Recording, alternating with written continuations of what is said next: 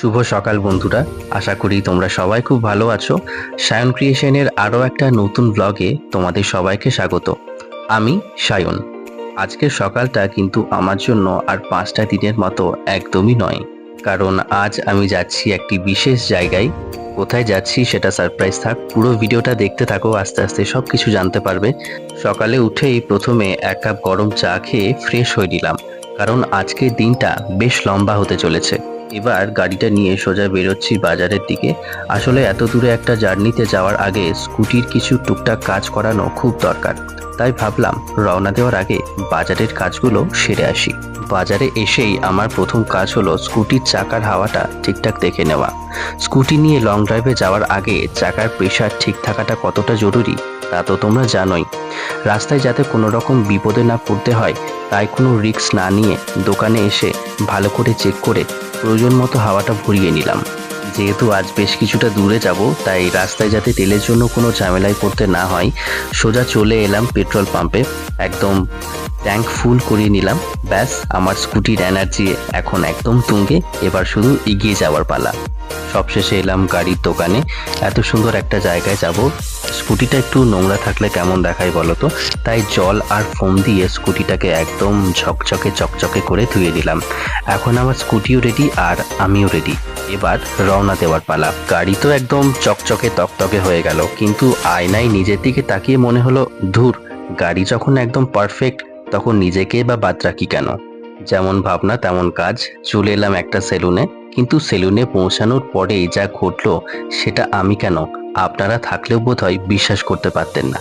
আরে এই তো আমাদের সবার পরিচিত ভীষণ জনপ্রিয় একজন বড় কন্টেন্ট ক্রিয়েটার, যার নাম পলাশ দা। হ্যাঁ, ঠিকই ধরেছ, সেই পলাশ দাদা যার প্র্যাঙ্ক ভিডিও আর ডান্স ভিডিও আমরা প্রতিনিয়ত ফেসবুকে স্ক্রোল করতে করতে দেখি। এবার আসল কথায় আসি। এই প্রথমবার পলাশদার সঙ্গে আমার সামনাসামনি দেখা হলো। দাদার সাথে প্রথমবার সামনাসামনি কথা বলে আমার ভীষণ ভীষণ ভালো লেগেছে। এরপর আমি আর পলাশদা ভিডিওর ব্যাপারে বেশ কিছুক্ষণ আলোচনা করছিলাম। পলাশদা খুব আগ্রহ নিয়ে আমার কাজের ব্যাপারে জানতে চাইছিল। প্রথম প্রশ্নই ছিল আমি ঠিক কী ধরনের ভিডিও বানাই। গল্প করতে করতে এরপর পলাশদা আমাকে জিজ্ঞাসা করলো চুল দাড়িটা ঠিক কীরকম স্টাইলে কাটবো বলো। আসলে পলাশদার সাথে এই সময়টাই আমার বেশিরভাগ কথাই হচ্ছিল ভিডিও আর কন্টেন্ট নিয়ে। উনি আমার কাজ, আমার ব্যাকগ্রাউন্ড সব কিছুই খুব খুঁটিয়ে খুঁটিয়ে জানতে চাইছিলেন। সত্যি বলতে পলাশদার সাথে এটা আমার প্রথম দেখা এবং প্রথমবার কথা বলা। ওনার সাথে মিশে আমার ভীষণ ভালো লেগেছে। মানুষ হিসাবে উনি সত্যিই অসাধারণ এবং ভীষণ মনের দিক থেকে উদার। এবার আসি মেন পয়েন্টে। যেই সেলুনটায় আমি গিয়েছিলাম সেটার একটা ছোট্ট রিভিউ আপনাদের দেওয়া দরকার। এই সেলুনে আজকে আমি একদম প্রথমবার গেলাম, আর প্রথমবারেই ওনাদের সার্ভিস আমাকে পুরো ইমপ্রেস করেছে। এখানকার দাদাদের হাতের কাজ জাস্ট অসাধারণ। প্রতিটা কাজ ওনারা ভীষণ যত্ন সহকারে করেন, তাড়াহুড়োর করার কোনো বালাই নেই। একদম অনেকটা সময় নিয়ে নিখুঁতভাবে ওনারা কাজটা শেষ করেন। আমি তো প্রথমবার গিয়েই ওনাদের কাজের ফ্যান হয়ে গেছি। আমার অভিজ্ঞতা এক কথায় দুর্দান্ত। আপনারা যারা কাছাকাছি থাকেন বা ভালো একটা সেলুন খুঁজছেন, তারা চোখ বন্ধ করে এখানে চলে আসতে পারেন।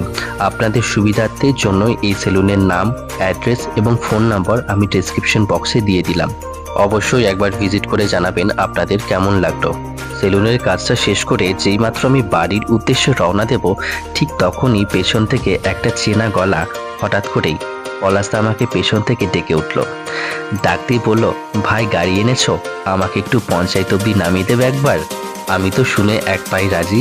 সঙ্গে সঙ্গে পলাশদাকে বললাম, আরে পলাশদা, এ তো আমার সৌভাগ্য, কেন নয়, নিশ্চয়ই, চলো তোমাকে এখনই নামিয়ে দিচ্ছি। আসলে সত্যি কথা বলতে কি বন্ধুরা, পলাশদার মতো এত বড় এবং এত ভালো একজন কন্টেন্ট ক্রিয়েটারকে এইটুকু সাহায্য করার সুযোগ হাতছাড়া করা যায় বলুন? এত ভালো একজন মানুষের জন্য এইটুকু তো সাহায্য করা যেতেই পারে। এরপর পলাশদাকে গাড়িতে চাপিয়ে আমি পঞ্চায়েতের দিকে এগিয়ে যাচ্ছিলাম। রাস্তা জুড়ে আমাদের বেশ কিছু সুন্দর কথাবার্তাও হলো। দেখতে দেখতে আমরা পঞ্চায়েত পৌঁছে গেলাম এবং পলাশদাকে নামিয়ে দিলাম।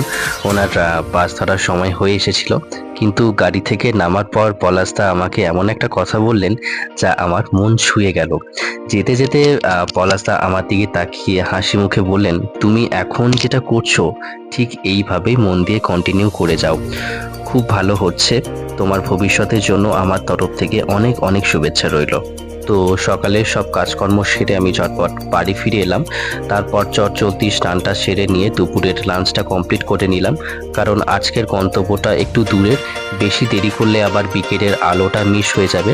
তাই আর একদম সময় নষ্ট না করে ঝোলা ব্যাগটা কাঁধে নিয়ে আমি বেরিয়ে পড়লাম সেই রহস্যময় জায়গার উদ্দেশ্যে। মনে মনে একটাই আলাদা উত্তেজনা কাজ করছে, কারণ যার কাছে যাচ্ছি তার সঙ্গে দেখা করার আনন্দটাই আলাদা। অবশেষে আমি পৌঁছে গেলাম আমার সেই গন্তব্যে। আর এখানে এসেই আমার সঙ্গে যোগ দিল আমার স্পেশাল পার্টনার সোনাই। সন্ধে হতেই আমাদের দুজনের পেট চুঁচুই করতে শুরু করলো। তাই আর দেরি না করে সোনাইকে সঙ্গে নিয়ে আমরা দুজনেই সন্ধেবেলায় বেরিয়ে পড়লাম জমিয়ে কিছু মুখরোচক স্ন্যাক্স কিনতে। আড্ডা আর স্ন্যাক্স সন্ধেটা কিন্তু বেশ জমে উঠেছিল। গল্প করতে করতে কখন যে রাত হয়ে গেল বুঝতেই পারলাম না। এবার তো রাতের ডিনারের পালা। তাই রাতের ডিনারের জন্য আমরা সোজা চলে গেলাম লাকি দোকানে। সেখান থেকে গরম গরম সুগন্ধি চিকেন বিরিয়ানি প্যাক করিয়ে নিলাম রাতের জন্য। উফ, বিরিয়ানির গন্ধে অর্ধেক পেট ভরে যাচ্ছিল। হ্যাঁ, আমি এখন বর্ধমানে, কিন্তু হঠাৎ করে কেন আমি কোনো প্ল্যান ছাড়া এইভাবে বর্ধমান চলে এলাম, কি এমন কারণ ছিল সেটা জানতে হলে তোমাদের অপেক্ষা করতে হবে দ্বিতীয় পর্বের জন্য। আর দ্বিতীয় পর্বে থাকছে অনেক বড় সারপ্রাইজ। আজকের ব্লগটা যদি তোমাদের ভালো লাগে তাহলে লাইক করো, কমেন্ট করো এবং চ্যানেলটা সাবস্ক্রাইব করে পাশে থাকা বেল আইকনটা অন করে দিও। দেখা হচ্ছে খুব তাড়াতাড়ি দ্বিতীয় পর্বে। ততক্ষণে সবাই ভালো থেকো, সুস্থ থেকো। টাটা।